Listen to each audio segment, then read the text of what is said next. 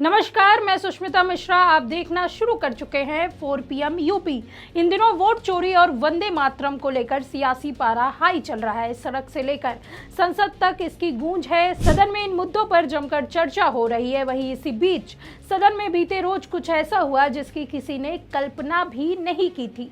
जरा सोचिए, अगर देश का गृह मंत्री ही सदन में बोलते हुए अपशब्द का प्रयोग करने लगे तो क्या होगा। जी हाँ, ऐसा ही हुआ जब राहुल गांधी के बयानों और उनके द्वारा दिए गए चैलेंज को अमित शाह साहब स्वीकार नहीं कर पाए। उन्होंने साला जैसे शब्द का प्रयोग कर दिया, जिसके बाद उन्होंने इससे टंग स्लिप अर्थात जुबान का फिसलना बता दिया। वहीं शाह के इस बयान पर अब सियासत तेज हो गई है। विपक्ष इसे लेकर शाह और भाजपा पर हमलावर है। ऐसे में शाह के बयान को राहुल गांधी अपने सोशल मीडिया प्लेटफॉर्म एक्स पर पोस्ट करते हुए लिखा कि अमित शाह का संसद में साला कहना वोट चोरी को लेकर उनकी घबराहट और बेईमानी को बेनकाब करता है।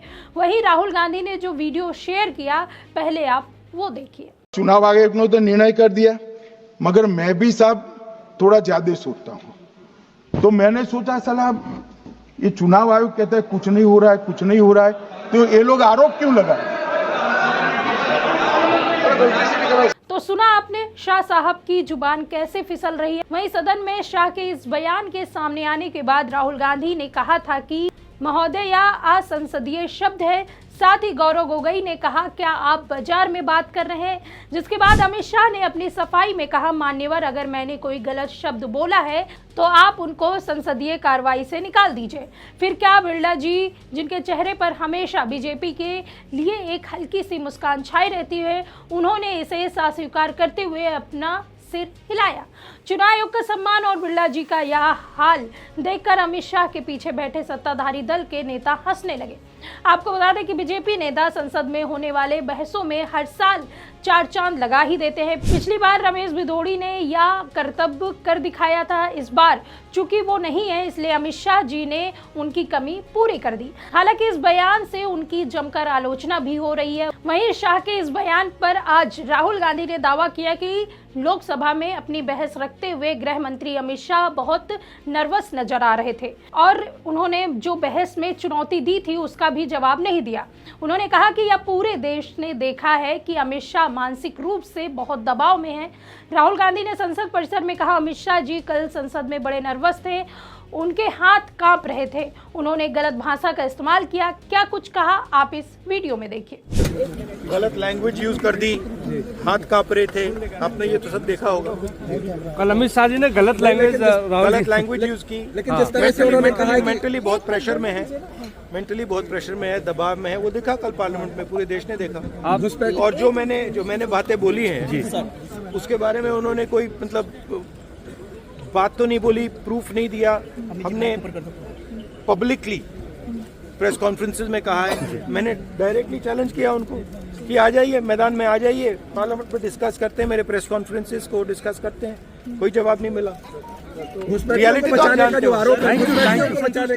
दरअसल गृह मंत्री अमित शाह ने संसद में चर्चा के दौरान जवाहरलाल नेहरू और इंदिरा गांधी का नाम लिया।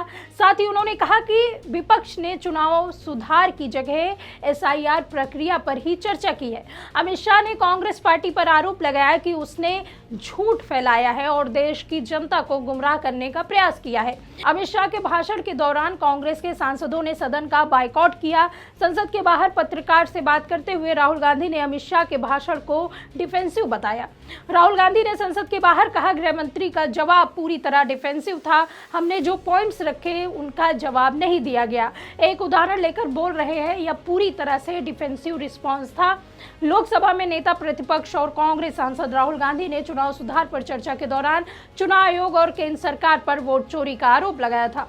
राहुल गांधी ने हरियाणा विधानसभा चुनाव में वोट चोरी का आरोप लगाते हुए कहा था कि ब्राजील की एक महिला का नाम हरियाणा के वोटर लिस्ट में 22 बार आया और सिर्फ इतना ही नहीं, एक महिला ऐसी भी है जिसका नाम हरियाणा के एक ही निर्वाचन क्षेत्र में 200 से ज्यादा बार आया है।